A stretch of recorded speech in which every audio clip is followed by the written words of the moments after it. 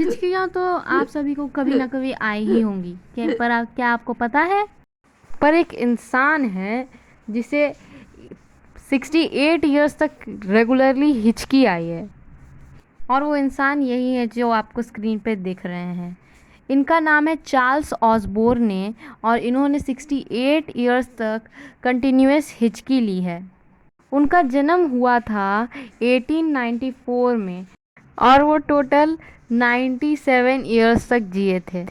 हमारे चैनल को सब्सक्राइब कीजिए, लाइक का बटन दबा दीजिए और कमेंट करके हमें नए टॉपिक्स ज़रूर बताइए। हमारे वीडियोस को भी शेयर कर दिए।